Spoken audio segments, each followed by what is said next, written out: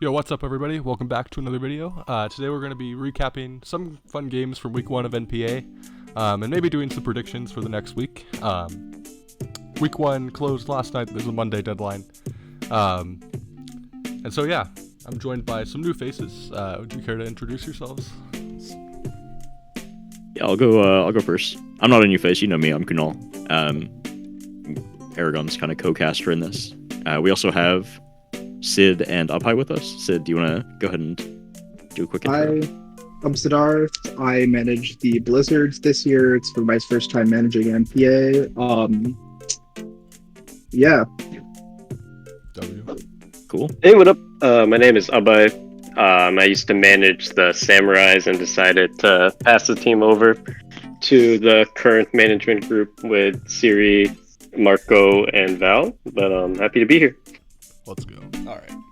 Very cool, very cool. So we already talked a little bit about which sets to cover first. I think since it's chronological, we can just do Snow versus Sisiat. Does that sound good with everybody? Let's see. Yeah, that sounds good to me. Let's go. So this was like one of the first games played, I think, if I recall correctly. The links are all in the sheet if you want to. Yeah, the links are on the sheet. All right, week 1. If you go to the week 1 tab. Yep. All right. So we see a Terapagos versus Groudon lead here, or not lead, matchup. Spoiler, what the hell? Groudon Jump Love is pretty interesting for Terapagos, but Terapagos also having, double grass, and then Instant also helps a lot with Jump Love, so looks like a pretty matchup. The Mold Breaker ignores the Terra Shell. Oh, there it goes. Yep. Yeah. Ignored. Oh, fuck. Big miss. Wait. Let's go. It's a big miss. Is this a Specs Terapagos? No, this is Or lefties. CM? That's it's just lefties. I see. Can we pause a second at least to Yeah, talk yeah, about the sorry. matchup a little bit? Yeah. Yeah, I know we jumped right into it because we're eager to watch this like 6-set. For a little bit of context, first of all, on the players, Snow historically is one of the best players both in NPA and the official circuit. He's for those who don't know, he's a Japanese player who I believe got 3rd or 4th at Worlds in 2017. Yeah. He lost to Ryota in top 4. Yeah. Yeah, bit of a unfortunate set at that time. If you feel like looking into it, it's a doozy. But with regards to NPA, he's had undefeated seasons. Has been MVP, one of the most storied NPA players of all time, for sure. While his opponent in Sisiat for the Samurais is one of the main rising players in Italy. He goes by Francesco Piopero. That's his real name. On the official circuit, and so some of y'all might know that he recently got 2nd at Stuttgart Regionals in 2025 back in Reg H. But nevertheless, he's a rising star, and if you followed the recent Birmingham results, you'd see that he also brought a similar team that Pado brought to that tournament with this Jump Love Groudon team. So with that, the main thing, at least it seems like to me, is it really hinges on that weather control, especially since Terapagos can turn off the weather and everything like that when it terras and all of that stuff. So Yeah. that's pretty much it for me. A bit of additional context too is Sisiat is coming off of being the MVP last season on the Blizzards. Yeah, that's right. With a 7-2 record. He's the highest ELO player, whereas Snow had like an uncharacteristically poor season last year. It's his first time, I think, ever going negative. And he like literally went 2-7 to Sisiat's like 7-2. So it's like pretty interesting. Like, is Sisiat going to continue his MVP run, or is Snow going to have that redemption story going on for both of them? Yeah, Yep, that's so pretty hype interesting. matchup. I think like we saw like a lot of these like Groudon teams this week, both like in NPA and at the regional, which I thought was pretty interesting because it was not really a restricted that we saw like a whole lot of in the first like go around of Reg G. I mean, it was around, but like not at the usage it saw like this last week. But yeah, this Jump Wolf stuff. There was like also like another Groudon team. We might see it later. I'm not sure. But yeah, I just thought this spring was interesting, and this is like this is I think got first place in the VR tour. I think this is literally like the same 6 I brought. Yeah, I think this is a Team Pandela season. I think it got like it had some Worlds placement. Yeah, Anya got top 16. I think what's his face? Kyogre SG got top 8. Okay. All right, yeah. Yeah, so it's like an instance of like a previously proven team versus a new team. You know what I mean? Yeah, So for sure. old meta versus new meta. So yeah, I think we're ready to start though.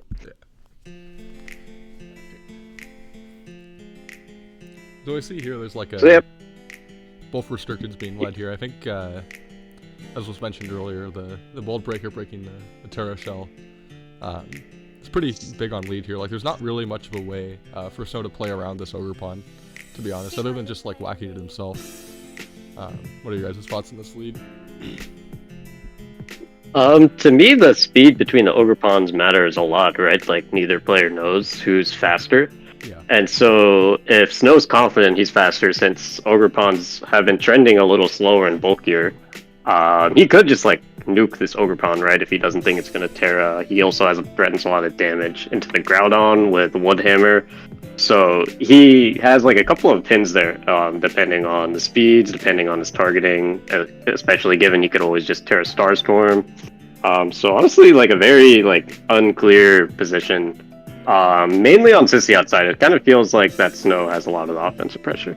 Yeah, I think like the governing pressure here is that if Snow like doubles into the Groudon with like Woodhammer and Terra Starstorm, unless he's met with a like follow me there, then he will always have a KO into the Groudon slot because if Groudon Terras, it's going to be taking super effective damage from Starstorm, and if it doesn't Terra, Woodhammer just like blows it up. So I think he has to be very conscious of that as well. Yeah, especially since the Groudon's not AV too, so like we've been seeing a little bit more AV Groudon on some other Sun compositions. So, but in this case, because it's not AV, it's actually going to take a lot from either a regular Starstorm or Terra Starstorm. So, not too, or a little hard for it to get something going here. Yeah.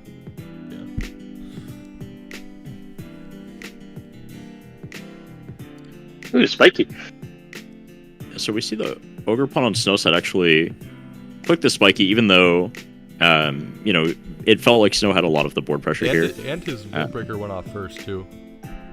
Yeah. Yeah, that is interesting. So, interesting decision there. I think probably wanting to preserve the Ogre Pawn HP to pressure Groudon a little bit more. You know, scouting for a Groudon Terra or a Groudon, you know, just a Groudon attack. P-Blades. It's also possible that Snow didn't even consider that the Mold Breaker just breaks the Terra Shell. It's not an interaction that we see super often, so definitely possible there. And now at this point, I mean, Jumpluff has the Tailwind up. Groudon gets big damage here, but actually it was down to the P-Blades, and Sissyot's in a really bad position. In spite of everything. Yeah, he lost pretty quickly. Yeah, it's interesting, right? Like maybe we can go back like a couple turns real quick to try to figure out which turn he really lost on. I think like, it's interesting because he got like that first turn like a little bit wrong, but like with that Precipice Blade shot, I'm not even sure that would have killed. I'm not really. Yeah, I agree there. Calcs, but I think like the position, like Snow still had like a lot of momentum, right? And the Ogre Pawn ended up getting like so much value after the Groudon got chipped, right? Because immediately after here, like the Ogre Pawn threatens the Groudon, and I think he opted to be like really safe with it. He didn't like Terra. Instead, he just like switched it out after like protecting, you know. And this is a Scarf Urshifu, or is it what kind of Urshifu? It's water. There's some Mystic. So the fact that I guess on that previous turn there, when Sissia clicked follow me with the Ogre Pawn, it might indicate that he's running a bit of he in this case Sissia is running a slower Ogre Pawn that was, you know, might not be as fast as either a Jolly or Adamant or Shifu. Otherwise, you could have threatened more damage in that case. Yeah. But yeah, the position kind of just got blown up after turn one, where it didn't feel that bad for Sissia. Yeah, I'm surprised to not see something like Terrifier Heat Crash try to like snipe the Ogre Pawn when you Tailwind, or like what do you call it, like Sleep Powder, the Urshifu, and P-Blades, and then just pray to God you have like a tenable position from there. Yeah, I think the crit from the Tropios definitely just put the Groudon in the worst possible spot, right? Because it's dying to Surging Strikes in Sun. Yeah, and also or even like a CC. Not damaging right. It is not damaging the Harflame that really like proved like difficult, because like it just got a lot of pressure off. And I think like honestly, I agree. I feel like Terra could have been burned on the Groudon. But I think like maybe he didn't want to do that after that crit from Terapagos, so that was pretty unfortunate, I think. Yeah, I mean, I can understand the decision. Like like we saw there that the Groudon was slower than the Terapagos, so you're like worried about a big hit from Ogerpon plus that Terra Starstorm maybe doing too much damage. I don't know if it'll get the KO, Yeah. but I think that would be the worry. Yeah, I think that would be the logic. But I don't know. Let's see what he does in game 2, I guess. Yeah. Well, The Pokemon selection seemed good from Sisiot. Like, it seems difficult for Raging Bolt to get a lot going here. At least given that he doesn't have as much speed control. But let's see. Yeah, I think one of the things here. that I'm looking at for Sisiot is how much value is Jumpluff actually getting here? Right. Yeah. If Ogerpon is the key part of this matchup, Sleep Powder is not going to be that effective. So it's really a matter of what are you getting out of Tailwind, right? Yeah. Or are you getting a good redirection, like a good Rage Powder off on Urshifu, such that Groudon is able to do something? So Yeah. I think I could see that slot swap maybe to an Incin for a defensive switch into Ogerpon. But on the other hand, Tailwind is also good to make sure that Groudon is outspeeding all the threats on this team. So Yeah. Yep.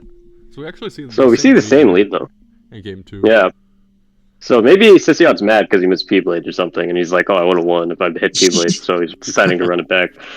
I could be in that position, but it's interesting though because it's kind of confirmed that all of his Pokemon are slower than Snow's in this position, right? So there's so much damage being threatened.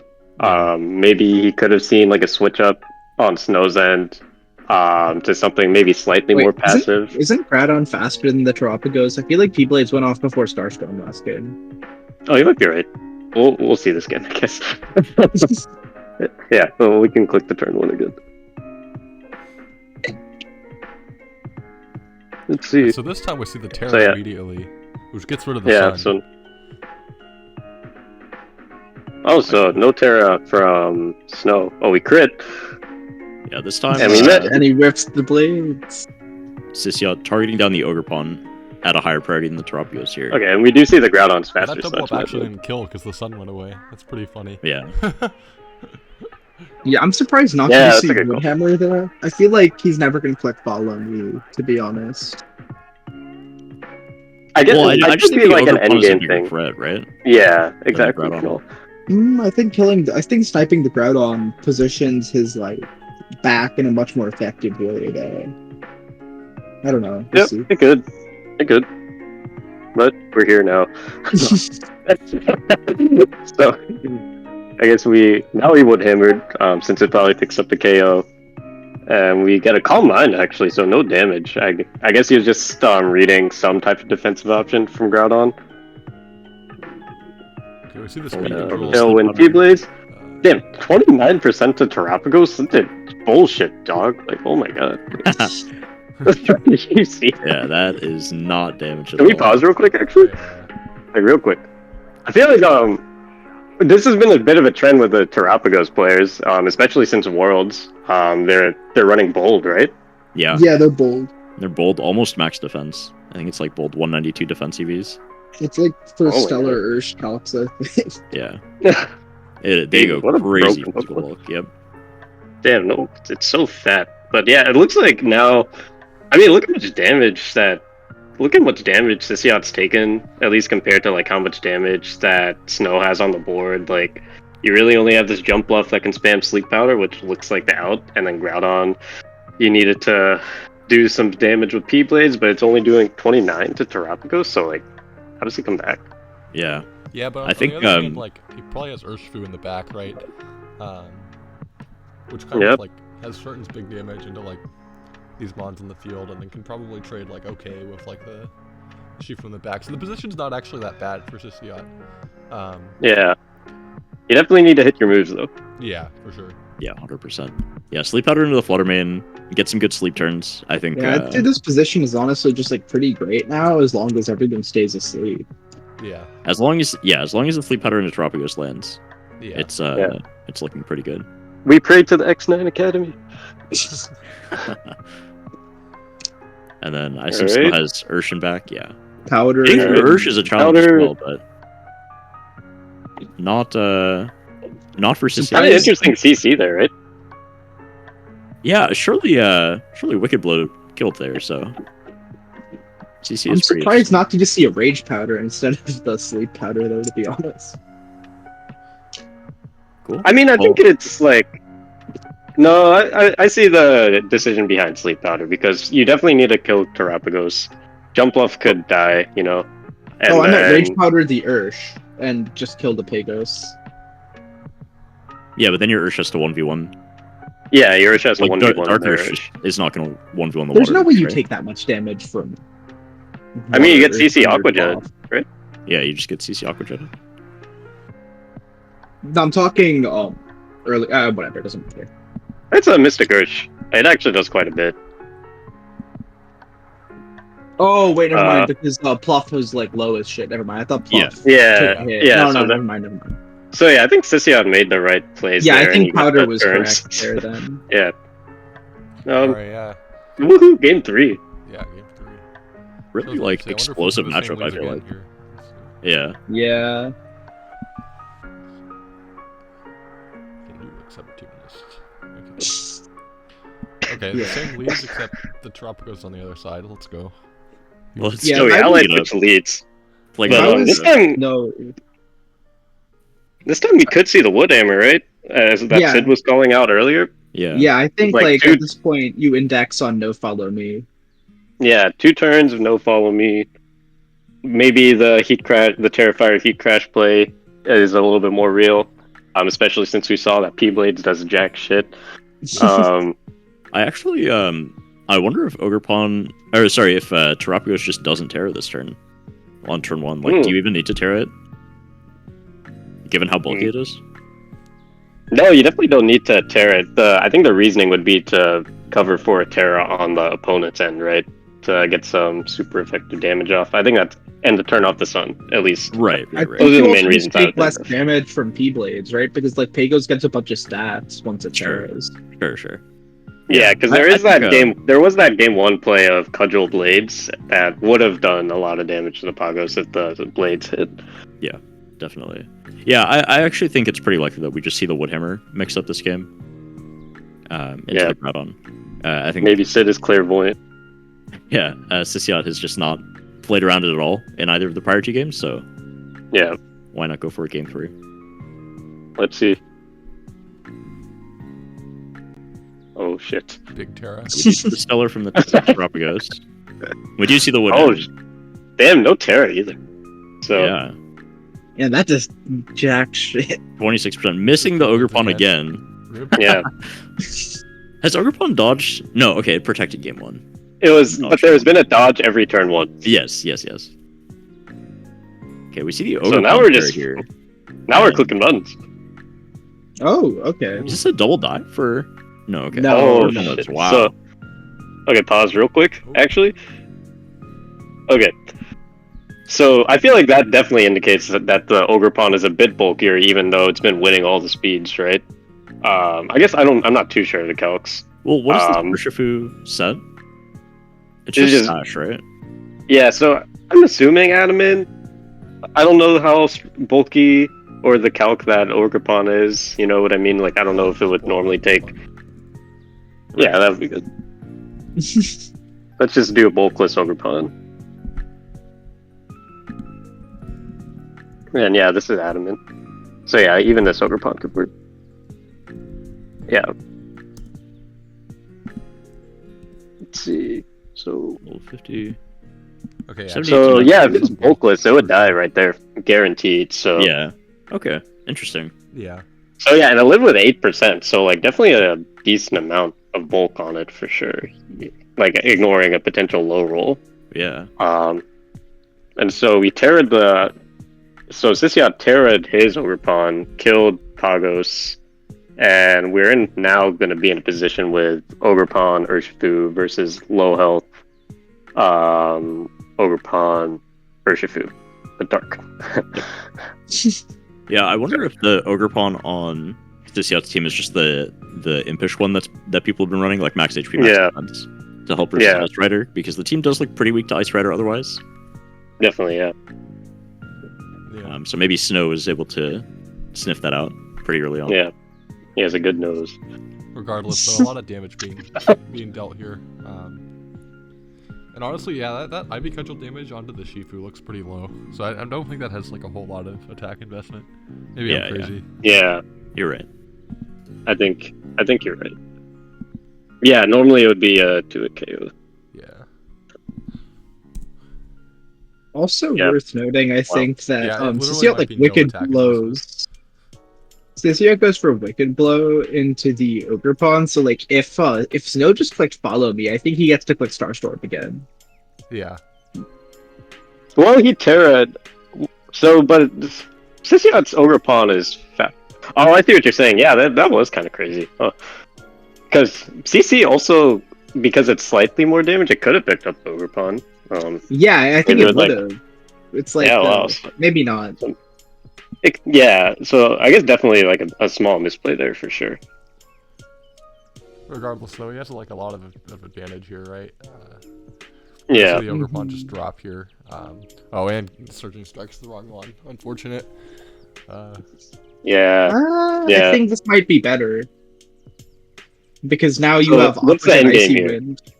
Well, I guess you don't have Aqua Jet Icy Wind anymore, but Yeah, so he didn't click Aqua Jet. I'm assuming he just thought that Icy Wind would pick up from there because it's a quad effective move. And then wanting to get the I don't know. Maybe also forgetting about Covert Cloak or something. Definitely a small misplay. But yeah, could have cost now a lot. Tailwind Hit goes Flutter. up, Oh wait, no, it's just Tailwind.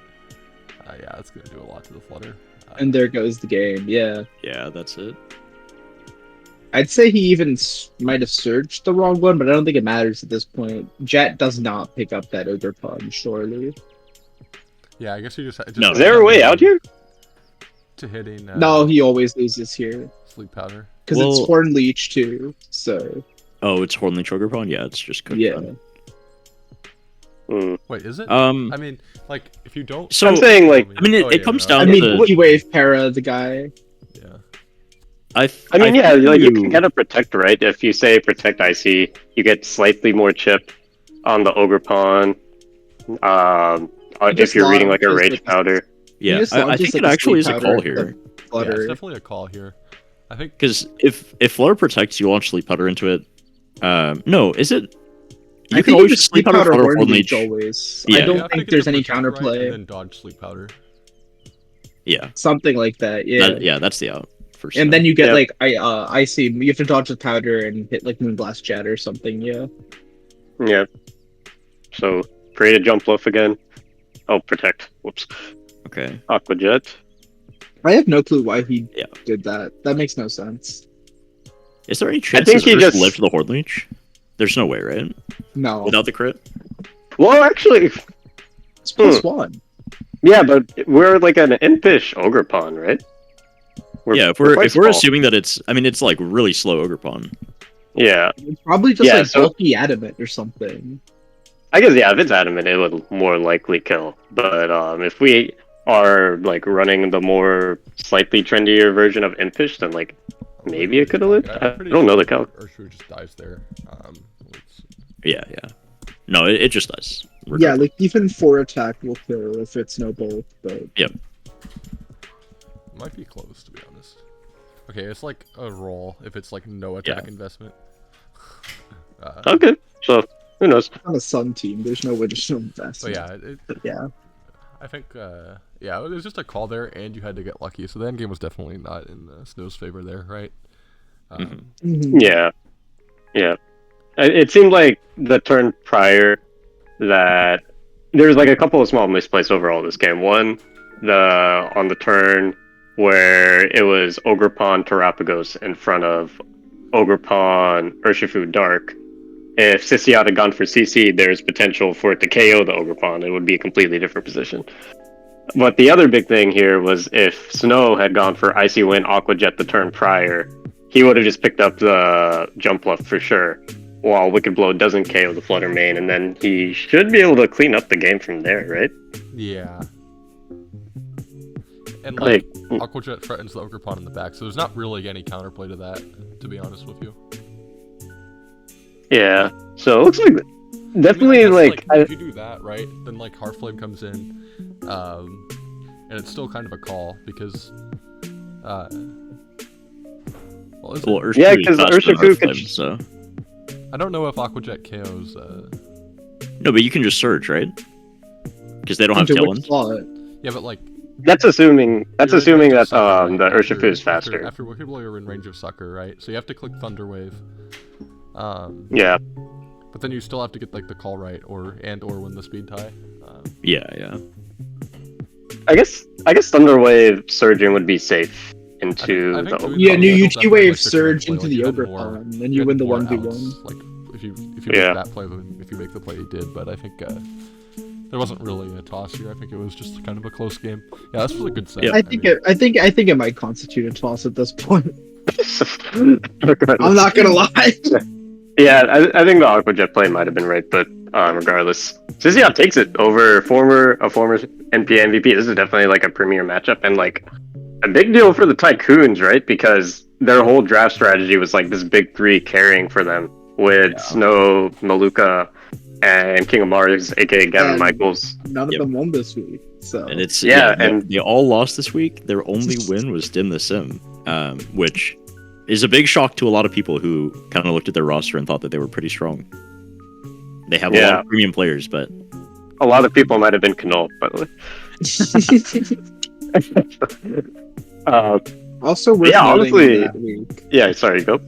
Now, also worth noting, one of the matchups that I think a lot of people were interested in watching was like Strider, Marcus Dion versus ZGR, who's I can't Jungshi Ju. I can't pronounce his name. Sorry, that was like egregious. If you're watching this, but Marcus, something came up. He had to get subbed out for, I believe, a box of Timbits. I forget their IRL name, Oh, yeah, Olivia that's right. something. Yeah. Oh, yeah, Olivia starts with an M, I think.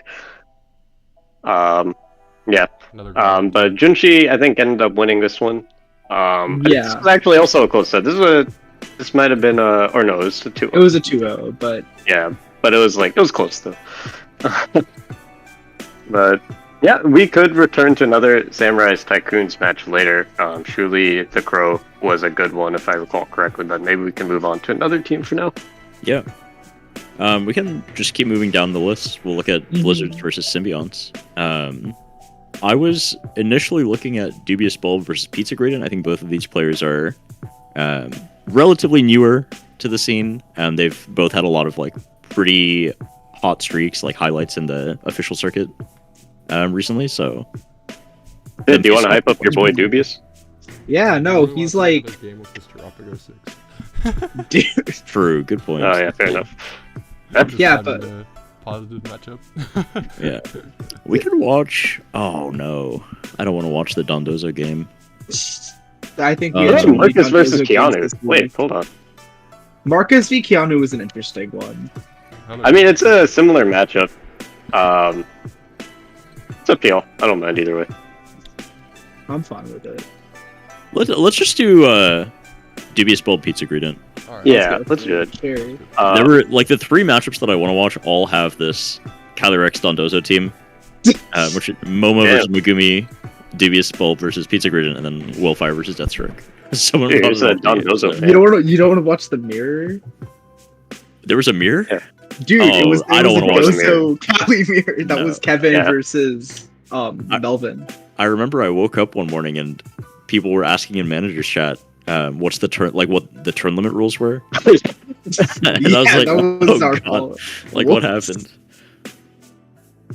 Sid, you've been a Blizzard's manager though, right? You want to give context on Dubious Bulb Yeah. for people who don't know. So Dubious is an Italian player.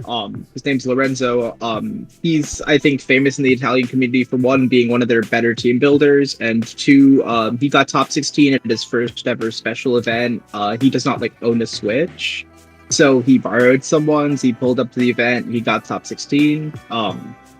As far as I know, he still doesn't have a Switch, which is why you don't see him at IRL tournaments much. But I remember on draft day, we were pretty hyped on this guy. One of my co-managers, RKD, is Italian, so we had the impression that there were 3 or 4 teams interested in him. So we had a pretty high budget. We got him for 10.5, which we were very happy about. And then 2 hours later, he just pulls up. He's like, "Yeah, I got second at VR, guys," and we're just like, "Okay, sick." Huge. Yeah, I remember I was watching the draft, and Dubious Bulb was one of the names that I saw. Who I just like, I had no idea who it was. And I asked in the Team India chat, I'm like, guys, who the hell is Dubious Bulb? And Abhai responds to me, and he's like, this guy just won VR. I'm like, Yeah, oh, you my did. bad. Like, my bad. Yeah, dummy. I was not aware. I think the other notable thing, I think, especially Italians probably know this better, but I think he recently built Fede Campo's recent top 4 team with Zamazenta, or I think so. yeah, Not 100%, but I Yeah, feel like that fair sounds right. we can give him credit right now, even if it's inaccurate. He's a cool Hell guy. yeah, let's go. Meanwhile, Pizza Gredent goes by Kylan Van Severin in real life, a Canadian player. Famous, I think, or built a bigger name for himself last Worlds, knocking Wolf out of Top Cut. So I think that's when he really started to build a name, and then he really started to perform in some more official circuit tournaments with Regulation H.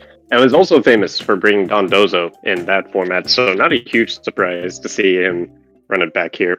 Yeah, I remember retrospectively after the set was over, someone on Team Canada was like, "Yeah, I don't know why you guys didn't like think he was gonna bring Dozo. Whenever he doesn't have a team, he just picks up Dozo." And I'm like, "Oh, okay, that would have been good to know before." Yeah. All right. Well, we see So yep. a CSR team here, very similar to like, I mean, we've seen this archetype for a while now, like CSR Dondozo, Tatsugiri stuff, which was kind of like a big deal. Or it had a couple good placements at Worlds. The highest placed American in cut ran this kind of structure. I don't remember. I don't think it's the same team. 45 It was, nice. 45 nice. Yeah. Yeah. But yeah, we've seen this for a while, and this is the same Tropicos team that won that VR tour that we just saw. I think. I mean, some of the spreads might be different. I don't think like the EV spreads are public, but I'd assume it's more in line with like whatever Jude is running because of the proximity between like Jude and the Italians. But did Dubious win VR with this team? second, no, we got second with I think Zamazenta. Zelda won with the 6. Also presumably Jude's version. Okay, sure, makes sense. So yeah, kind of showing that this Pagos team pretty consistent. In this particular matchup, it looks like Pizza Gredent has a shit matchup. Holy, like, look at Terrapagos in front of the Caloric Shadow. Like, what are you gonna do? You have Ensign Rilla for the Dozo. Like, what are you gonna do? Like but the Wheezing shuts down those abilities, so maybe there's some help there. I don't really know. I don't think it's nearly as one-sided as it looks on paper, though. I think the Wheezing makes like a huge difference here because this Wheezing runs like poison gas and toxic spikes and stuff, and so Dondozo, like if Wheezing gets up hazards, not only Caloric's Shadow, but like also Dondozo can just stall out a lot of these glue mons like Ensign and Rilla and it depends. Urshifu and stuff. Taunt. I think some of them run taunt. I think it's T-Wave no, taunt. it's taunt. Yeah, It's taunt and it's no both. protect. It's both. Yeah, most of them are gravitating off of tech these days. Because I feel like Damn, he said move last. But yeah, I'm ready to start. All right, Cool. So we see Let's go. Rapid plus Wheezing lead. I mean, yeah, we were just talking about that. Into just One interesting thing about this lead is that Urshifu actually will not be able to hit through Protect while Wheezing is on the field. right. So, you know, if Wheezing is, I would expect Wheezing to go for something like a Poison Gas here, try and get the poison on Terrapagos early so it can stall out the game later. Which means that Urshifu itself is actually not going to be able to cover for like a Protect on this Terrapagos or a sub or anything like that. Real quick, I forget, does Wheezing's ability affect Terrashield? Oh, it should. I believe it does, yes. Okay, then yeah, pretty big deal You're then. Like, Yeah. Pizza Gredent has all the pressure here then. Yeah. Yeah, it turns off multi-scale. It should be the same. Sure. Then, yeah, I guess we can just see how this turn breaks out. All right. Yeah. Looks like a pretty big, like, fake-out turn on paper, but... Yeah, Fake out into the Urge. huge fake out. Terrapagos does go for the sub, yeah. so blocking the Poison Gas, but Poison Gas going on Ensign will be pretty big over the course of the game. You know, it looks like it wants to switch in a lot versus this team, and there's that kind of Wheezing. Let's go. Protect interaction. From the Yeah, so definitely turtle gameplay here, both in Pokemon choice and playstyle, right? Like, essentially to protect the Terrapagos, seems like he wants to target down the Wheezing, so he can get his abilities running, both with the grassy terrain. Oh, but There's look at Dozo. Dozo's here. A hard double swap to Tatsugiri Dondozo. With Rilla on the Yeah, Said, fuck crazy. this. Yeah, something worth keeping in mind that I'm pretty sure like almost did come up this set though is Terapagos looks like pretty unkillable, but it has 6 uses of an attacking move left. Hmm. Yeah. And Dozo does not take into account your stat boost, so you can't even like click 6 calm minds and just like blast it out of existence. You kind of just have to like pray to God for a crit or like get your Pagos the hell out of there immediately. All right, we Is do this, see the wave landed on the Dozo though. Yeah, this Dozo is unaware, so Calm Mind boosting won't actually help the Terapagos here, other than just the stall turns. Mhm. Definitely seems like it'll be useful later. Yeah, absolutely. The Dozo it took significant damage from that wave crash ship, right? It's like coming up a little bit here. Now it's Yep. kind of stuck Yeah. at around 50% after this turn of grassy terrain. That's one of the better ways to honestly play against Dozo. Like, 3-star. it might not always feel good to just like let something die, but after a wave crash, that's one of the better ways to get damage on it. Surprised he's spamming knockoff as much. I mean, that's the third para. Maybe he just doesn't want to take damage on Rilla. Yeah. Oh, yeah, because it's slower. That's a Couple good point. unfortunate paras He was just there. waiting to let it die. Yeah. But I I don't think think it the was paras were even that unfortunate, to be honest. I Yeah. feel like he's kind of chill with the paras. Yeah. Yeah, but now I guess he's kind of Oh, this got is to a really stall funny Rilla out. glitch, by the way. The small Terapagos in front of the big one. Yeah. Honestly, yeah, it seemed like after that Dozo got broken through, and with the substitute, it seemed like Pizza Green That's never one really Star found a way to Storm break through it. Oh yeah, Yeah, it Ursula can't protect itself though. Alright, let's go to the He nearly had it. Or like maybe near that. Alright, so It definitely what felt are we gonna like see here? Dubious knew his matchup into this better than Pizza Greedent did, right? Oh, Yeah, Okay. for sure. I don't think Kylan is maining Dozo right now, Simply. so makes sense. Big Yeah, fake out I think pressure. the pairs did make a pretty big difference, though. I feel like Mhm. if you kill that, if you manage to kill the Ensign before Rilla goes down, or if you manage to like body press into the Terapagos sub before the Dosa goes down, then you have like a much better shot with Urshifu coming in on like Tatsuri Urshifu field. It's at least winnable from there. Yeah. It's like maybe a little more playable. I think it was not favored. I mean, it's you'd have definitely like more protectors, It's than not right? it favored, was. not favored for sure, but Yeah. I don't know. You'd have the protect turns. You'd be healing like 12% every turn, Well, rather than You yeah, got I guess knocked. 6. I guess yeah, but that healing could come up. It could maybe make it so you need just one more Star Storm, and then it'd be at 0 power points. I don't know. Yeah, we'll We'll see see the how, counter. Do we have Pizza a Green counter to the adjusts fake game. out pressure? Appears like Nope. we do not.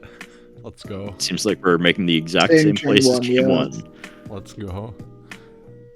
I mean, I guess Is there's this just not gonna too be much game of a one better play without the that pairs? Dubious can play. I do wonder if we'll see Weezing swap out here though.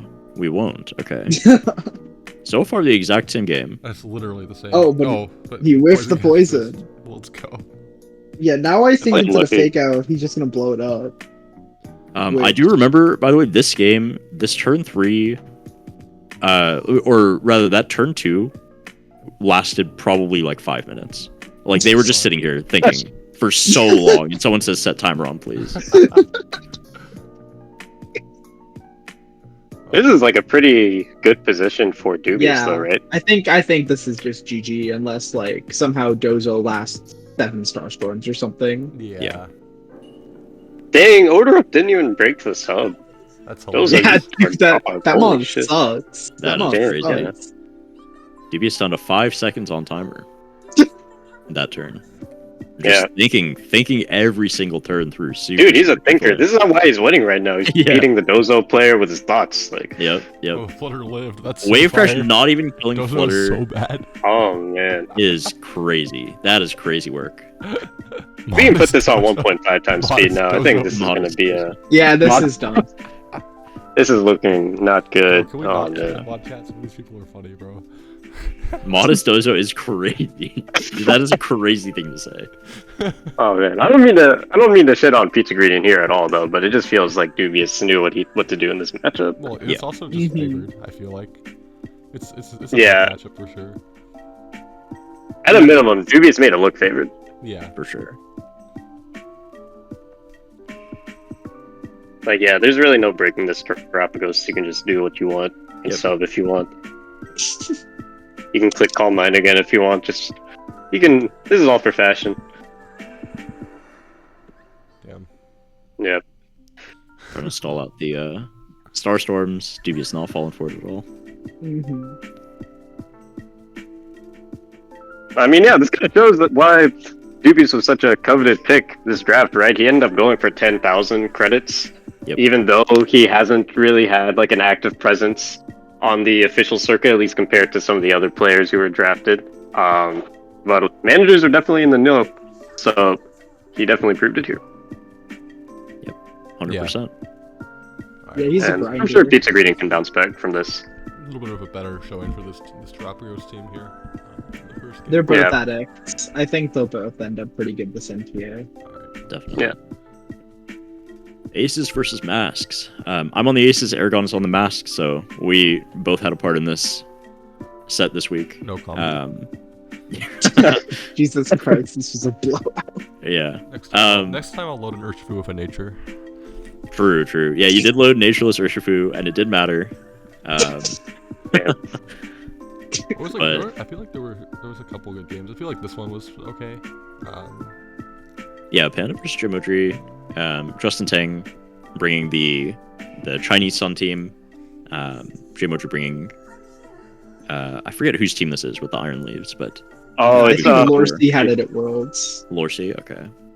Gotcha. But this also finished well at Birmingham recently, actually. I know Really? it's not Yeah. national. Yeah, it was by. I'm about to have their name. Give me 1 second. Hold on. Javier Signorina. Yes. Oh, It got Pro-Man. top 4? Or top 8? Top 16. Top Top 16. 16. Well, Okay. A really good record overall. They went 10-1 in Swiss. If I recall correctly, they lost to Fede Campo. Yep. Yeah, in Top Cut. So not a bad loss at all. I think Fede Campo, like, it didn't even seem completely matchup based. It really felt like Fede Campo, like, was a little bit in his head. He had some really good turns there. So definitely a strong team. Pretty unique innovation with the what is it called again? Iron Treads? Yeah. Iron I've never Shreds. seen this one before. The goat. Yeah, we can watch this. How are we doing on time? Maybe we Oh, can we're 40 skip minutes to. in. Yeah, here. Why don't we pick like one more set from the last 3 teams, and then we'll do Sure. some predictions. Wrap it up here. I vote do Fede Fede Campo perfect. versus Burns. Yeah. Yeah, speaking of Fede Campo. It's perfect. Fede Campo sounds This good. one? Yep. Alright, this one. Yeah. Alright, yeah, this was pretty entertaining. This was a fun one. Yeah. So a little bit of context. Fede Campo, one of the best Italian players right now, had a top 8 Worlds finish in 2023. But Top yeah. 4 Worlds finish 2023. Yeah. He beat Sempro top 8. Yeah. So, and won a regional as well in Regulation H. So has been one of the most consistent Italian players. And then Burns, aka Sporific, aka Justin Burns, one of the best North American players in the history of VGC, has been playing since what, 2014? Canol? Is that right? Yeah, I think 14 sounds 2014. about right. It might have been like early 2015, but regardless, around that time. Yeah, and Sporific especially, he's had like a pretty long history with NPA as well, being around since one of those early years. Was originally the manager of the Monarchs for a while, and the Monarchs have had a lot of success both as a team, and then he also, as an individual player, he has one of the best overall NPA records in the history of the league. And this coming Regulation H or G, if you know one thing about Burns, is that he is the Cali Ice Master, arguably the best Calyrex Ice player in the world. So no surprise to see him bring it here. Yeah, definitely. Yeah, Cruisers actually drafted Burns, and then they also drafted Utah, who just finished second at Worlds with a very different take on Cali Ice. So big Cali Ice players on this team. All they need now is Paul Chua, and they'll Yeah. have the set. Yep. I feel What like this interesting is matchup definitely here. one of the best, like, on paper matchups of the week. Maybe even the best. For sure. It's this or Sissy Snow, I Yeah, think. Yeah. for sure. Yeah. Definitely. New This take though on This matchup Very is pretty interesting. On paper, I kind of want to give it to Justin, Mhm. Just like just matchup wise, mons wise. I But feel like I have to really disagree here. I feel like this is like pretty well teched for CIR, right? was Like, it okay? Like you have the Clefairy. Yeah, I think this had. It's after the you, Sing I think. Clefairy, if I recall correctly. Um, So not after yeah. you, which would make it a lot better, but Sing is Okay. equally annoying. Yeah. It's Sing I mean, Clefairy. 55% of the chat. But still, I believe I it's- of the kinda time like, you always I kinda like won. bringing like CSR plus like Cornerstone into someone you know is like big Ice Rider player, right? For sure. Um, Yeah, this cornerstone also, if I'm remembering correctly, has taunt instead of follow me, Mhm. Oh wow, which will come up big in this matchup Interesting. with Samungus and Verdra. yeah, that is interesting. Yeah, because on paper this just looks like triple redirection. Let's protect the horse. Let's blow this team up with the horse. But Taunt or follow me, that's pretty interesting. Yeah. All right, let's look at the lead here. W mod chat. Let's go. Yeah, but we're just gonna see the Clefairy plus CSR lead. Yeah, you were right. No. Yeah, after this you, looks I was pretty just ass on its face for Justin. Yeah. Yeah, because Like- the Clefairy being Terra Water especially like neuters a lot of the damage output on Fede's end. It's I guess maybe Justin was expecting a little bit more of a cornerstone angle or a Smeargle angle early on. Mhm. That would be obviously Urshifu would be like super threatening into both of those Pokemon with the rain, but see Calorie Shadow Clefairy instead. Yeah, I Like, think on the bright side, right? Like you have Wide Guard here, and you can like do a little bit of damage. But I feel like this lead is like heavily unfavored.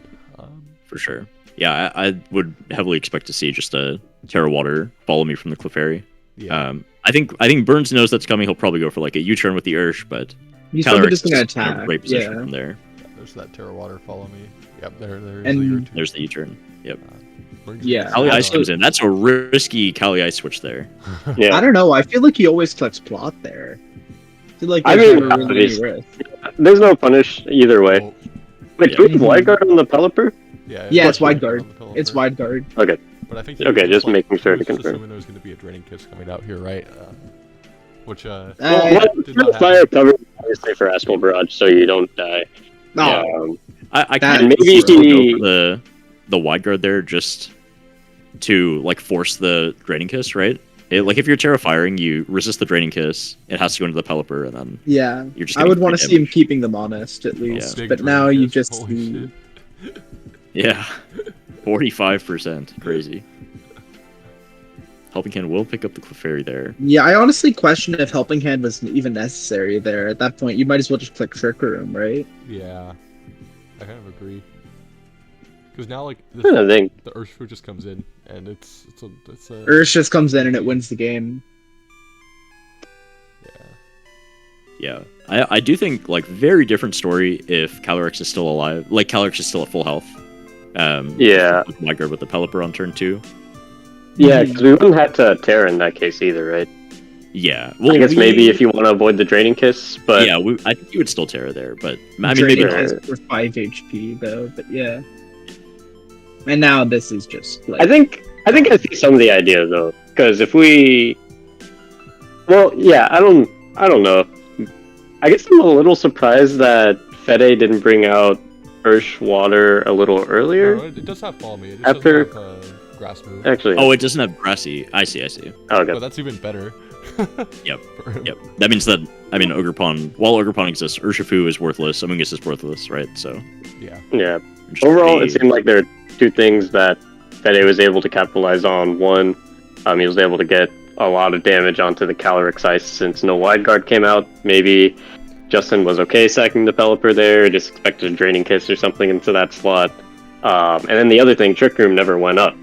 So Fede just had the speed control the whole game, was able to click his buttons first, especially getting super effective Surging Fists into Calyrex Ice later after the Terra, being able to take advantage of the rain. So Justin knows all of this now. Fede, I can imagine, feels like, wow, my game plan was awesome. I'm probably going to try to do the same thing. But how is Justin going to adjust? Yeah, definitely. Yeah, I think also looking at Fede Campo's team, it's like just so clearly a Calyrex Ice Rider counter team, right? Like just Yeah. in every single aspect of it. Yeah. So, and I think that it's not even like that bold of a bring for him because Justin is just known to be the Cali Ice guy, and he's like, the chance of him bringing Cali Ice week 1 is just so high. Yeah. Yeah, it looks really heavily tacked for like Rain Helios for Yeah. sure. So just Yeah. really bold play by Justin, I think, to just bring the team that everyone expected him to bring.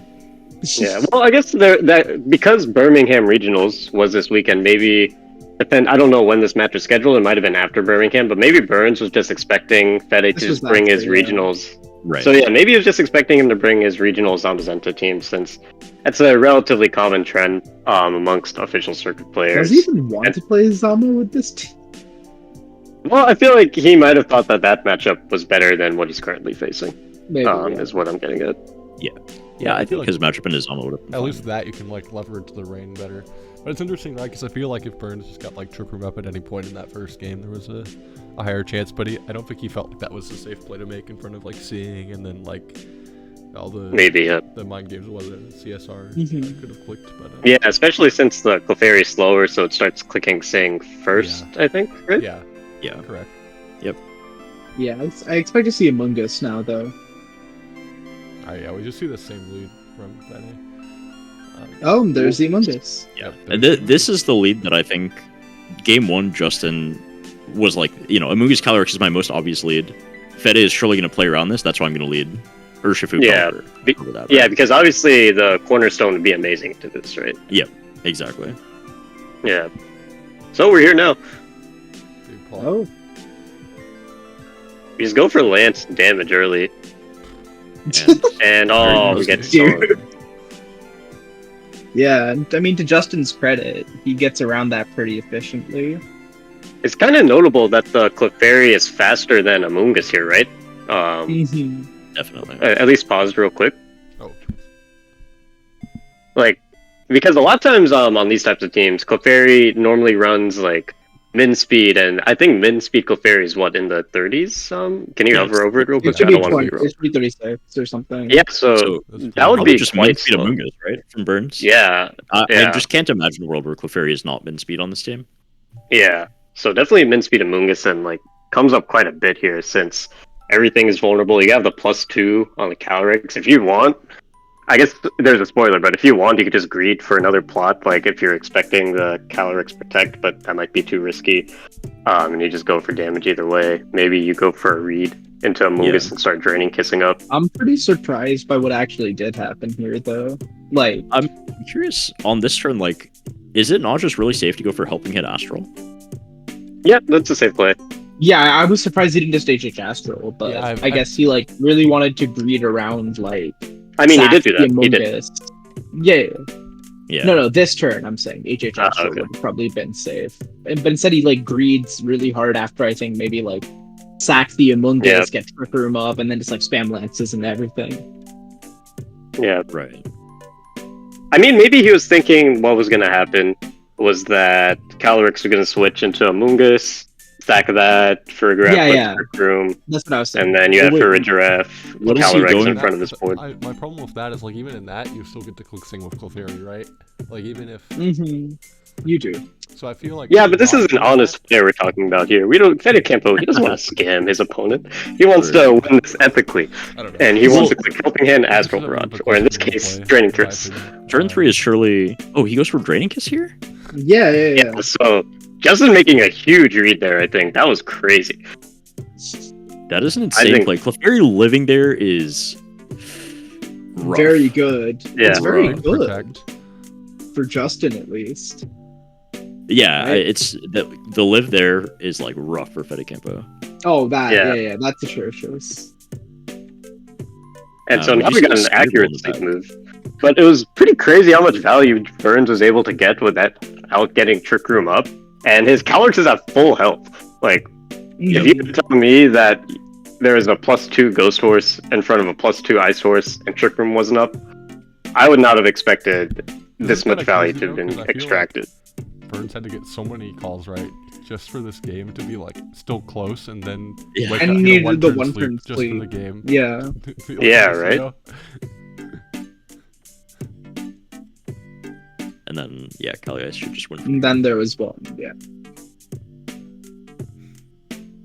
Damn. Yeah, Good on Burns Burns making for pulling some the crazy lever, calls though. there. The turn 1 wake into wide guard double target the smear goal. Yeah. It looks like Helping Hand Astral Barrage at +2 would not have killed Calyrex. Okay, yeah. I guess Right, that makes so- more sense. I'm just surprised that doesn't kill. Yeah. Yeah, that's crazy. Yeah, because that's So effectively what plus Burns made 4, right? plays that he did. Yeah, it's the same as +4. Yeah, it should be. Jesus. It's 3 times. Yeah, let's go Calyrex. damage multiplier. Wow. Alright, let's go game 3. Yes. So Burns definitely knowing his calcs a little better there, but also being able to make the right calls to capitalize off of it. So let's see what happens here. Oh yeah, there's that cornerstone to punish this lead. Okay, well Mhm. yeah. Yeah. Turn 1 loss. Let's go. Yeah, this is. I don't know how you come back from this lead if you're Justin. Oops. Well, And I guess we'll see. This is just Astral plus Cudgel the. Cudgel, Calyrex. yep. Yep. goodbye. Okay. Maybe he lived. I think the Calyrex would live without that crit. I think it I might think have. so as well. Yeah, I think It it would have lives been for sure. close. So, but then we would be seeing like a completely different game right now, right? Because like Ogrepon would be in surging range or U-turn range, obviously. Calyrex would be in surging range, maybe even after Friend Guard. You'd be able to pivot out the Calyrex maybe to Amoongus or something. Like, yeah, that crit turn 1 like was really unfortunate for Justin. Yeah. You think Justin went for Glacial turn 1?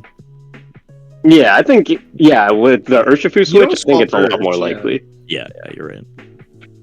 Yeah, but Fede kind of just playing a step ahead each turn. I feel like. He, You know, he maybe- predicted the crit. I mean, I feel like the matchup is just like really very favored. Like, Yeah.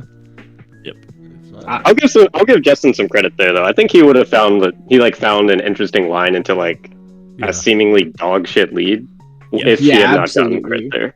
Yeah. I think the crit it's like a roll, I'm pretty sure. Because I know the upside is like you hit like 80% damage on Kali Ice, so Yeah, it depends on the fair dice enough, move then. here. It could be fat Ogrepon, although I think there's like minimal reason for that here.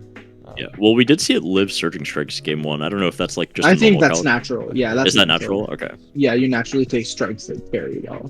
gotcha. I guess we could count the That's very Ogrepon well. into Kali Ice real quick. Yeah, I have it open. It's like 67 to 80. Gotcha. Yeah, and Burns with Scarf, so this just never kills. The Cudgel was 67 to 80, so it was just a roll, right? Yeah. Even without crit. Okay. Okay, yeah. Well, we did. I assume, yeah, most likely.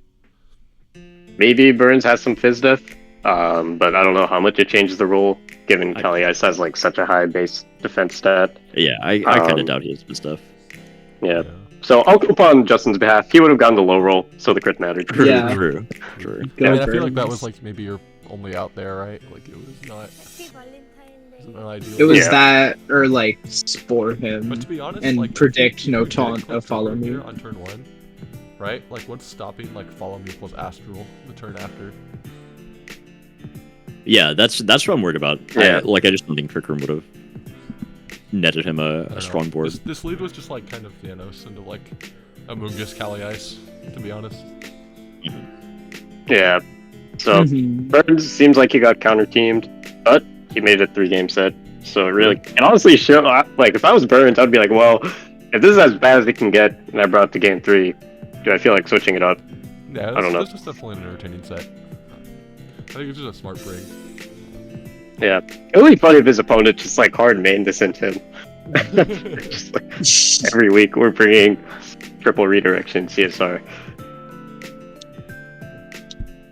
Cool. But yeah, are Oh, those yeah. all the sets we want to watch? Yeah, let's do some speed predictions, Alright, and then we will Sure. call it for this week. Alright, first we have Okay. Tycoons versus Blizzards. What are the vibes? Cool. I think Uh, based on week 1 performance of both of these teams, I feel like I'm leaning Blizzards in a lot of these top slots. I think Joe takes it over Dim the Sim. I think Snow and Brady could go either way. I feel like Snow is more fundamentally sound as a player, and so if they're both bringing Sure. new teams, like it'll depend a little bit more on the matchup, at least in my eyes.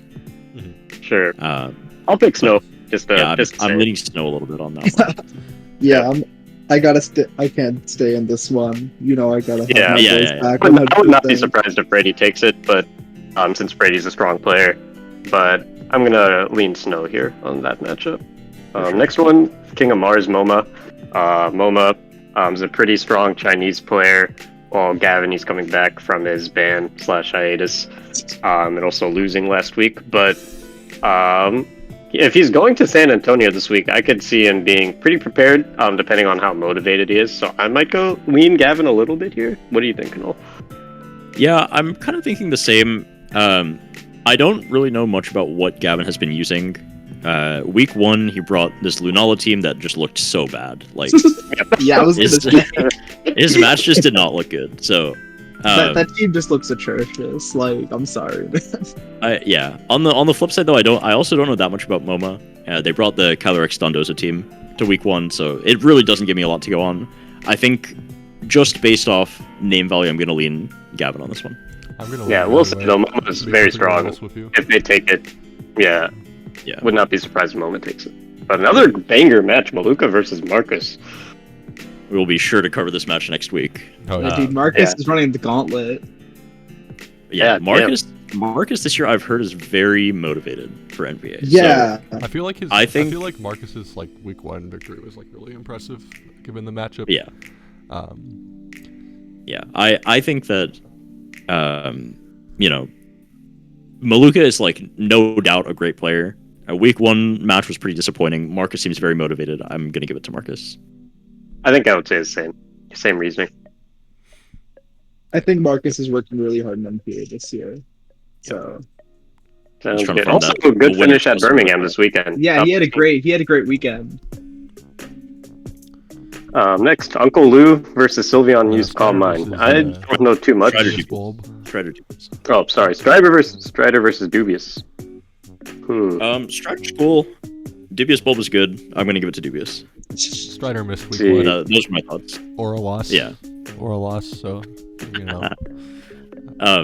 Yeah, I don't know. I think Dubious has a lot more momentum right now than Strider does, just in the circuit and in NPA, both. I can I see don't know that. about in the circuit, but yeah. I'm Marcus has good, had yeah. a really good reg gauge. I wouldn't be surprised to see Marcus like do well in this tournament as a whole, but like You know what? You convinced me to pick against your guys, dude. I'll go Strider. that's fuck no. Nah, bro. Marcus is my boy. I can't be sitting here letting y'all slander his name. Sounds good. I'll pick Strider. He's beaten me a few times in real tournaments too, so I'll support him there. Uncle Lou versus Sylveon used Calm Mind. I know that Uncle Lou is having the most miserable time of all time in Reg G. I don't know anything about anytime Sylveon. anytime someone molds on Twitter about the format, I do not have as much faith in them. I don't know too much about Sylveon used Calm Mind, but I'll pick them here. Calm Mind is all I'm gonna say. That's the. You do or you don't? I do not. That's the smoke on Okay. authority here. Not that I've just never seen them play BGC. Like I would lean Sure. Uncle Lou here. He was on Team Germany this year in World Cup. I think he had a pretty good year. But yeah. So truth be told, before we got him, I didn't know much about him either. So I'm excited to see how he does. I'm gonna go with Sylveon used Calm Mind for this match. Uncle Lou is my boy, but there's just no possible way to do well at Pokemon if you're not having fun, in my opinion. So I just Agreed. I don't expect him to do. I don't expect him to prep super hard or anything like that. Yeah, and especially if there's like not as much info on Sylveon, it'll be tough. Yep. So UU VGC versus Jorchamp. So one thing I know about Jorchamp is that he's been posting their teams, or they've been posting their teams on Twitter because they've been doing really well on ladder recently. So UU is a Korean player, has done well in Korean Nats the past couple of years. Very different prep environment though. So because Jorchamp's been doing a little bit better on ladder, I personally would lean him or them. What do y'all think? I don't know much about either of these players. Same. TBH. Brian Handley is my goat. I'm gonna Sounds go. I'm gonna vote Suyu just to be contentious. I hate you. Next one. Next one, Box of Timbits versus Baboris. Sid, can you fill me in on Baboris? Apologies if I don't know. Oh yeah, he's a Greek guy. Pazder recommended him pretty heavily, so we ended up scooping him. He's pretty solid. Like, you know, I've liked what I've seen so far. I think he's done pretty decent the last couple of victory roads. I'm not sure about his IRL results though. Box of Timbits it is. Fucked up, man. Fucked up. I can't really I remember agree. what happened when Timbit subbed in here. I They- think Jiangxi bodied them, but I could be wrong. There are some misses actually. There's I think a Draco miss or something like that. Oh. Yeah, I'm pretty there we go. convinced. Into the AV Donny. Yeah, you know what? All right, I'm what voting goes block around- Timbits. What goes around comes around, you know? That's just how Yeah, Redemption the Week. Hex Rage will Yeah. bring this one to a dub for them. So next one, Aces versus Samurais. I'm gonna opt out of this one since I'm a Samurai's ride or die, so I'm just gonna pick them every set. Yeah, I'll chat about the matches, but I'm on Aces, so Yeah. this is all you guys. Semper versus Sisiot's a really cool one. Alongside like three members of the cruisers last year, Desu, Apron, and me. These two were the top. There was two out of the top 5 Elo last year. Both of them had 7 wins. I think they both had the same record. They both went like 7-2. Yeah. They both beat me in NPA last year too, actually. So I think this is a yeah. 6. Yeah, dude, I got owned by both of them. It was crazy. I brought Great Tusk against Sisiot. That was like a bad decision. That's Yeah. tough. Yeah. But I think I'm leaning towards Sempra on this one. I've seen Sempra play recently. He seems really motivated. I think Sempra is fundamentally like one of the most talented players I've ever seen. So I think if he's working hard, he's always got it. Yeah, I agree with that. I think I'm gonna. I could definitely see it going either way I though. think I was really impressed by like the win last week. To be honest, after watching that setback, I think that was like pretty well played. I think this is really close though. I'm looking forward to watching this. I've seen a fair amount MVP showdown. I've for seen sure. a fair amount of Semper games over like the last couple of years as he's played Dewey, and I think he's a very impressive player. But I don't really rate him extraordinarily highly to the point where I'd like solidly predict him here. I think this is like very even. Yeah, it's definitely very even. I just gotta rep my boy. But I think they're just both NPA monsters. Like they always perform well in this tour. Yeah. ESM versus Sakura, aka Aurelian Sola, aka Axior. Yep. Both coming off of wins last week. Rare Yeah. legacy player with Turing contributor. You love to see it. Yeah. ESM is going to play on Monday after San Antonio Regionals. So I kind of feel like this matchup will kind of just go. It'll be a little bit swingy. ESM is like, he doesn't act like an emotional player, but I think, tournament results will affect him when it comes to stuff like NPA, which he cares less about than official circuit. So, if San Antonio goes well for him, then I think he'll win. And otherwise, it'll be a close match. I think Axior is just like Semper and Sisiot, one of the most like fundamentally good players I've ever seen. Like his 2024 circuit was just, like so fucking incredible. But I feel like people skip over his team tour performances a lot. I think his first NPA 10, he was on the cruisers. And I think he went like 8-3 or something like completely ridiculous like that. Yeah. So I think it's really a matter of like the time commitment he has, because I know in his sign up he was like, I'm super busy, this is my first year of university. So if he has time to play, I think you're gonna see Axior like murder everyone this tournament. But So who are you picking? I'm taking Axior. Oh yeah, that's my guy. What about you, Aragon? I can't. I'm not predicting against ESM. That's my go. Sounds I good. think it. I All agree right. with Quinn, although I feel like it heavily depends on how ESM does at the regional. Unfortunately, I would still Fair win enough. ESM. I think like, I think on a like I would normally. I'd say like okay, it's whatever. Like I don't think ESM would care about this tour, but I feel like he's got like a fair amount of his friends on this team, and I think his like team tour experience rivals basically like anyone in this tour, based on like how long. Yeah, if he loses, he'll let Canal down. Like you can't do that.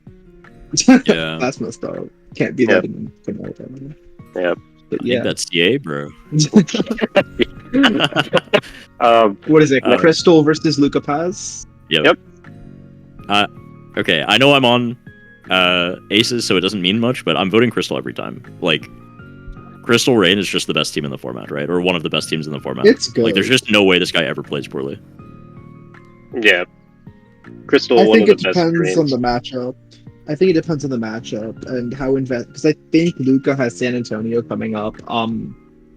It also might be a bit tricky because I know Luca's usual prep guys, most specifically like Sempra, like a lot of Team Z guys are going to be on Canal's team right now, so that might impact his like prep environment a bit.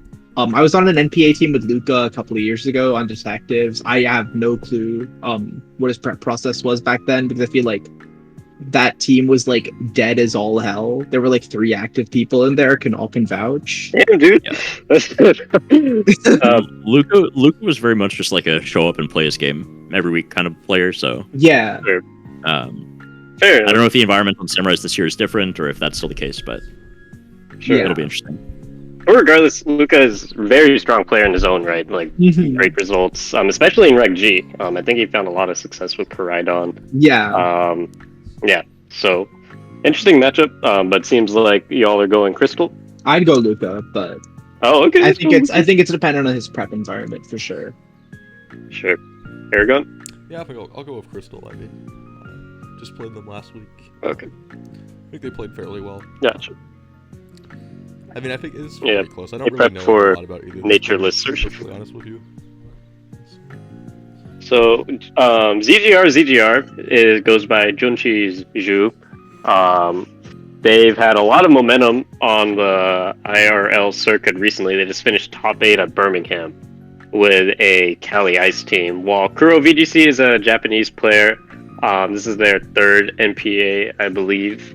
One NPA 12 with the Samurais, so shout out to my guy. But pretty interesting matchup. I would say Junshi has like a bit more momentum on the circuit right now, especially since Kuro is playing in the Japanese qualifiers. Yeah, I think I take Junshi here.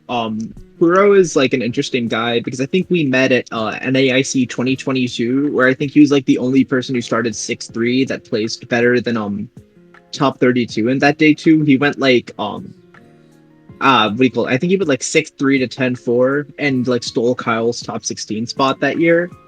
Oh dang! But I think Yeah. Junshi's having a really good year. I think and I think his prep environment is just really good right now. So I got to take fellow SoCal guy all the way through. Sounds good. I think Jungshi has like a lot of momentum right now. I think he's like a safe pick after top 8ing the first regional of Reg G, right?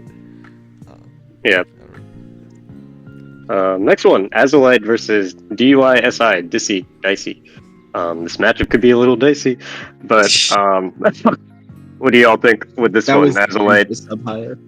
That That was I really like, bad. yeah. You go. I will say, with regards to Azulite, he is like a sleeper grinder. Like he will just play Pokemon all day, all week, all month. You know, and I think that manifests really well in a tournament like NPA, where he's familiar with like a bunch of different teams. He's able to adjust very easily to the trends of his opponent, and fundamentally, he's like a pretty sound player as well. So I'm, that's my opinion. I'm gonna take Azulite here. I Fair think point. it's another one where it really depends on the prep environments of the teams because DC is a guy that I know RKD, my co-manager, was super high on for a low value pick. And I think like putting him on Team Italy, you might see like better returns. Because like this is basically just like Team Italy with a bunch of like random Asian players, right? Like and Axior, I guess. So Yeah. I'd be pretty excited to see how all of the Italians, especially the ones I haven't heard of that much before, do on Samurais, because one of the guys I'd heard of like once just like won Birmingham this weekend. So Yeah. I think that team is sick as hell. Yeah, and Dicey, he's had some momentum on the official circuit as well. I think he top 16 Stuttgart. And I think some North American players end up being inspired by his team, and he collaborated with them a little bit. So definitely a very motivated player, especially as of late. I agree. All right. Do we want to go to Faye Shuli? Yeah, let's do Faye Shuli. Faye is, I think, coming off a 6-1 NPA record last year. Yeah. Really good. Smogon player in general. I think they won OSDT, right? Aragon? That's Yes, sick. yeah. in 2023. In 2023, and they're also a VGC draft player, if I'm not mistaken. Yes. Yeah. So I guess I I'm could very say familiar that with here. I VGC. think Faye is like one of the players with like some of the best fundamentals I've ever seen, but also is probably very washed. Has not really played Mod seriously in like a year, but had like the last time like he actively played, which was like from like early 2023 through like kind of like early 2024. He had like a really crazy year, but has kind of like taken like since last NPA hasn't really played a whole lot of anything seriously. So this is kind of an interesting game, right? Like he hasn't played in a while, but. And then I on the think, flip like- side, you have he was like the #1 ladder grinder in the game. So Yeah, best of one ladder though. that's the He's one being ladder. notable. I don't know. I think Jude might have to give him a run for his money, or like Nezuko Fresh Leg, whoever the hell that is. True. Yeah, true. But yeah, what do y'all think for this pick? Loki, I'll take Faye because I'm sold by the 6-1 NPA record last year. I just checked the sheet last year. They beat like Jmodri, they beat Tabu, they beat Pontus, I think. Those are all like pretty good NPA players and players in general. Yeah. Hey, feel we like beat that would Polar make Bear sense. too. I think Oh, they Faye's, beat Geo? No way. Faye's prep environment this year is really, really good as well in Aces. So I think they have a good shot. Yeah, I'd Sure. Faye here. I don't really know a whole lot of his opponent though, so I might be underestimating them. Okay. Let's speed this up a little bit. Yeah. What do y'all think, Jody versus Day? Day Day. Jody All right, there had we like go. a pretty disappointing loss week 1. We'll see. I think that he's motivated to pull it back, but we'll kind of have to see how that turns out. Yeah, makes sense. Yeah, I think I'll Day go Day with is Day Day as well. gonna bring something insane, most likely. And like I don't know, I rate Ladder Heroes pretty well. I think he's awesome. Sure. Makes sense. Next matchup is WJ Bax, aka winner of Birmingham Regionals, versus Artcart, who I know has some Team Tour experience. I think it's WJ I Bass. gotta take the guy who just won a regional, personally. Yeah. Reasonable logic. All right, I was just Alright. move on. Not that like this could be close. Our cards played for a while, but I think we gotta Yeah, speed things yeah. up here. Alright, we got Yeah. MDB versus Darts. I'm taking MDB every time. Okay, you know Yeah, what? MDB. I'm gonna be the controversial guy here. I predict Darts. Chris Han is my goat. He is going to win. No, Chris is I for mean, sure. yeah, great. Darts is very solid. Chris is my MDB, goat. I love him. I think, has a better mindset this year in NPA where he is just like willing to bring whatever he wants. He's not like stuck to his old ways of like trying to always bring the best team ever and play the best matchup of all time or whatever. So I think Yeah. he'll just go undefeated this year. That's my prediction. I think it heavily depends, basically just because like if he gets compromised on matchup 1 and 2, I think like with the blades, maybe an unpopular opinion, it's more of like a if when more than an if the team's gonna like spontaneously combust. So I could totally see that hitting MDB too. Maybe. But in this matchup, I'm going MDB. Fair enough. Alright, Yeah. Present LP versus John Who. John Who? John. Um, John I Who know is going to Present. pull up with like some insanely like just team that just makes no sense, right? Like just the most insane team you've ever seen in your life, and he will cheese Present. I'll go I'm going to use the same logic, but he's going to counter team himself, so I'm going to go Present. Solid. Sounds good. And those Candy Human versus Human. To be honest, I think the exact same thing is going to happen, and I think Human is going to win. I think Inosh is going to win. I think Ganosh is a pretty reasonable pick here. Yeah. He's just really good at prepping for team tours. He picks things, like he builds teams that are not standard and will not have been prepped for by his opponent. So yeah, I guess Inoshi also has like the best NPA record of all time too. So I'll go Inoshi, Valid. aka Human. Yep. I'll go Human as well. Alright. Genius versus Nash. Yeah. Oh, I gosh. will personally go Genius here. Yeah, I'll go Genius. I think I agree. Yeah. I think this one could go either way. They're both very strong players. I think that Genius historically does a little bit better in these team tours, so I'm going to go Genius as well. Yeah, I think Yeah, I agree. I did not hear good things about Nash's game, although I didn't watch it, and my only commentary was hopeless. It was a game Hopeless for might have sure. been misleading me as usual, but I will go with that. All right. Cool. Yeah, Nash also a creative builder, but Ari versus Cowboy Dry Dream. Cowboy Dry Clean. Um, I'm going Clean. Ari. Ari was like amazing on whatever team tour I was. Was that Samurais? Were they It on was might have been Samurais. Samurais, yeah. Yeah, it was Samurais. Ari Yeah, is I just think Ari is great. amazing. Just an amazing Yeah. player. I know NJ is very high on his retains when we talked before the draft, so I think Ari and Mava are both people I'd put money on winning. Maybe not Yeah. money. NPA credits, the stars left over budget, maybe. I'm Ari's #1 fan, so I'll pick Ari. I'm Ari's #2 fan. I'll pick Ari. Mava versus Megumi. What do we think here? Oh, I have no. I got thoughts. Mava. I'm not gonna lie, I'm not too familiar with Mava's game, so they could prove me wrong. So I will pick Megumi since I know a little bit more about them. I just feel like I remember Mava playing Ho-Oh back in one of the Gen 8 restricted formats, so like automatic +1.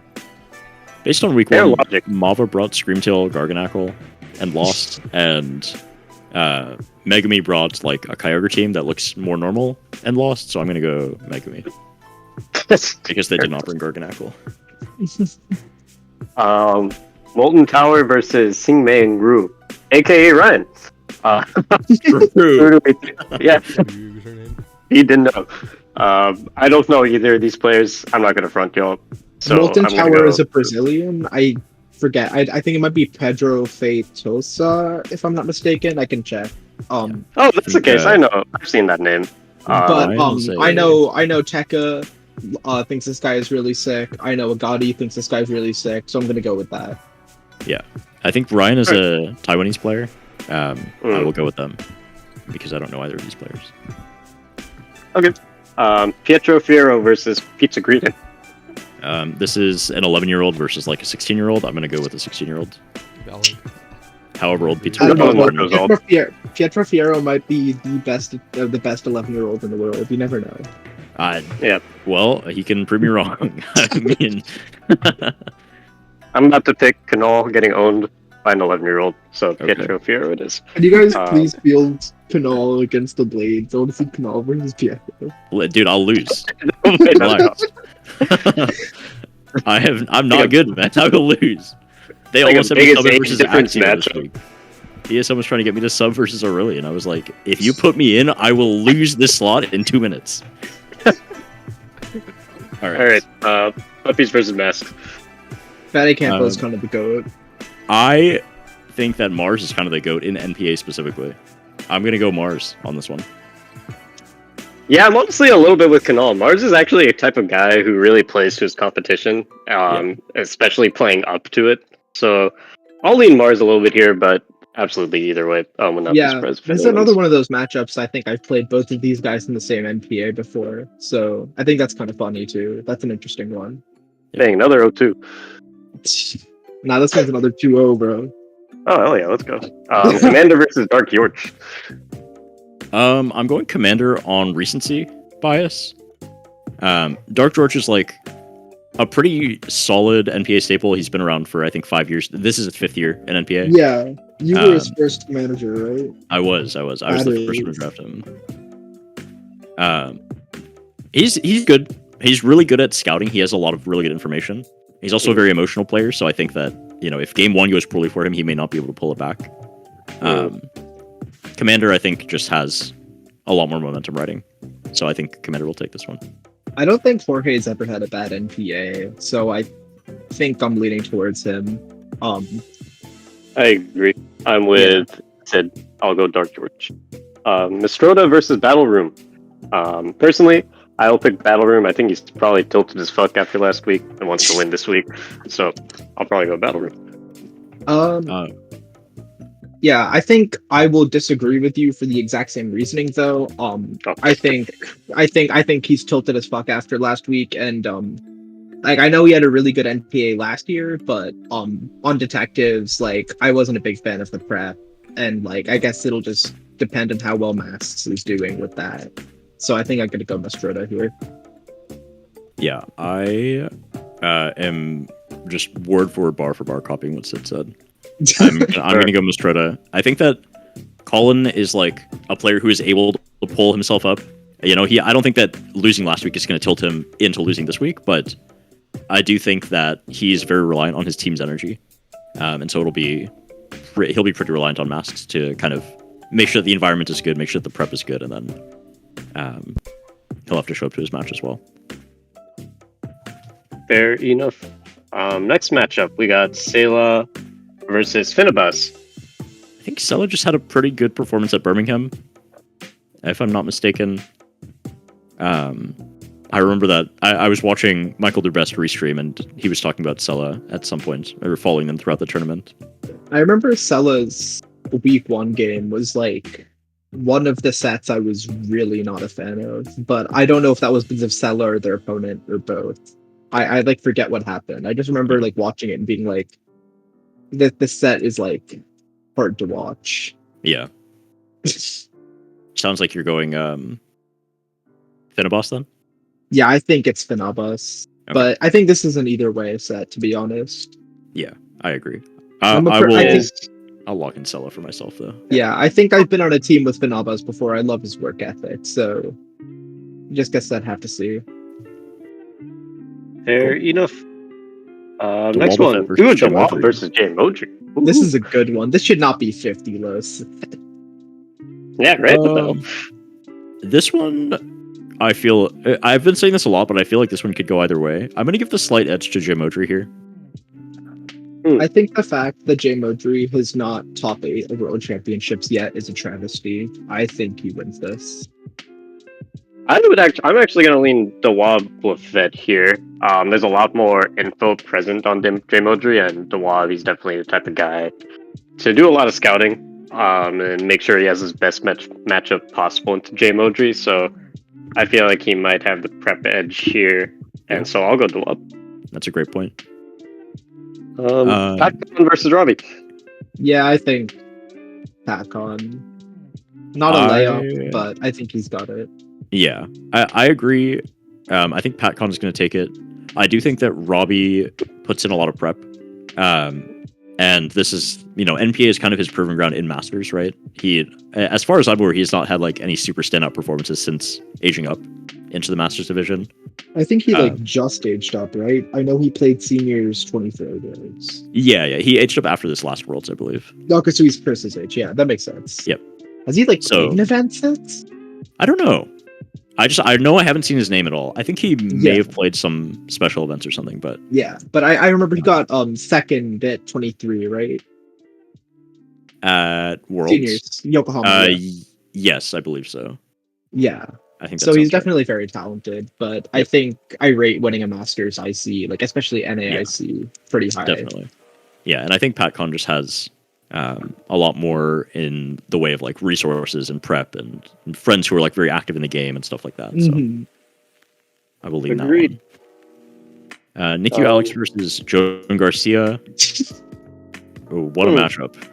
This is a matchup. Nicky Alex had a lot of Reg G success for sure. He did. Yeah, he did. He had a lot. It was with the Terapagos Ogrepon Water team. Okay. Oh, okay, yeah. Not disrespectful. I just literally did not remember. Yeah.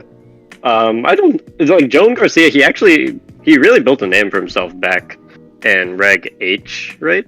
Yeah, I think he had back-to-back undefeated J1 Swiss finishes into top 8s or something. Yeah, with that Excalibur variant of the Balance team. Jozo. Yeah. Yeah, but I feel like I value Nicky Alex's Reg G experience a little bit more here, so I'll go with him. I think Joan has really good fundies for this. I think he's just better fundamentally than Nicky Alex. Yeah. Fair enough. Oh boy, Neret versus Aragon. Hold up, I didn't even see that. That's a good one. I'm giving it to Aragon. Yeah, come on, I'll give it to Aragon. Damn, I gotta be the sole one. I have way too many European friends who have hyped up Neret to me for me to not pick this guy. Did Neret think week 1? I don't think so, but I know this dude.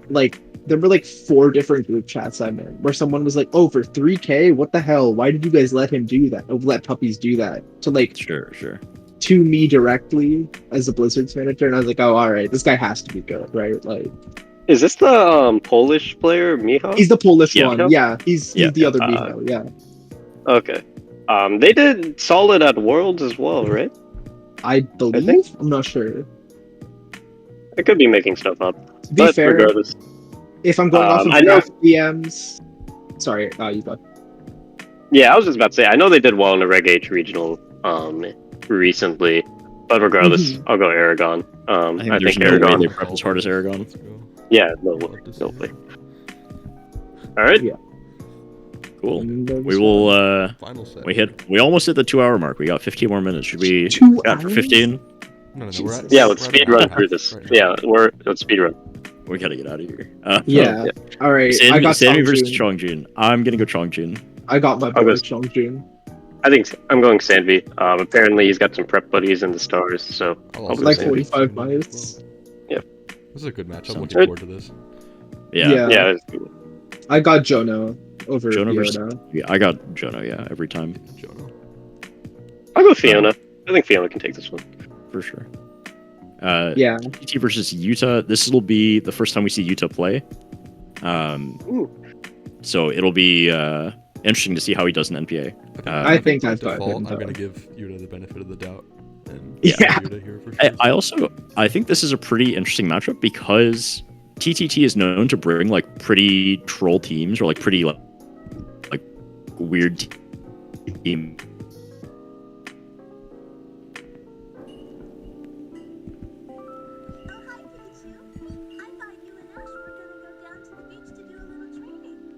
Yeah. Good call. play the I'll match go very Utah. well. Yeah. Alright. Next one. Just cut out there. Okay. Sorry. Rotam versus Griffith. I'm gonna give this one to All right. Burns. I think this is a I think layup for bounces Burns, back and runs honestly. something that's less predictable. Yeah.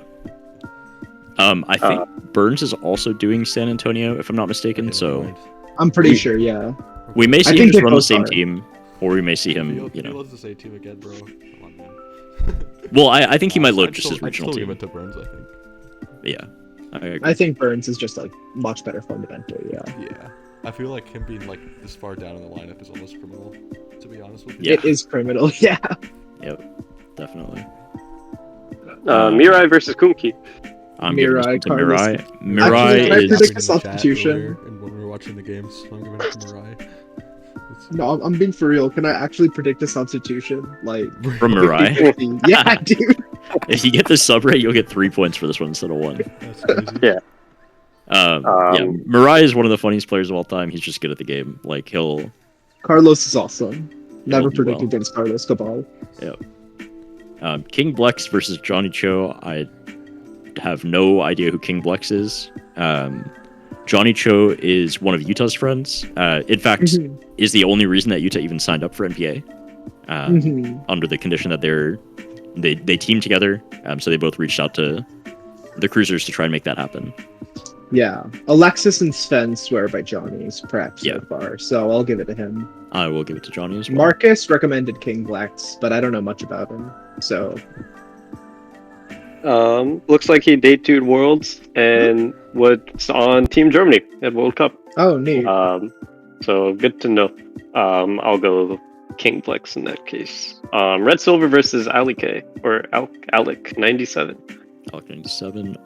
Red Silver historically does not do that well in NPA, to be honest Yeah, with you. I think he's had a pretty like rough go of it the last like 5-6 years. Yeah. And Ale, on the other hand, has always been like a pretty consistent performer, so I'm gonna go ahead and actually give this one to Ale. I remember he like had a really good season on Monarchs the year I was a helper on the Blizzards in NPA 10. Yep. The last good Monarch season. Yeah, I think I'd give it to Ale. Sounds good. Last one. Drum roll, please. Gahaku versus Trier. I will you would have to do a lot to get me to vote against Gahaku. That guy is just I think I vote He's awesome. Trier here. I remember before the draft, I was like super pissed off after the draft because I wanted Trier and Alexis and Sven kept sniping all of my like Italian like 6K picks. Like Jay Modry was in my DMs before the draft and he was like, dude, you gotta get this guy Trier. He got like top 4 at this European regionals. I played against him, and he's like so good. And I was like, okay, yeah, I'm getting this guy. And then I didn't get him, so I feel like robbed.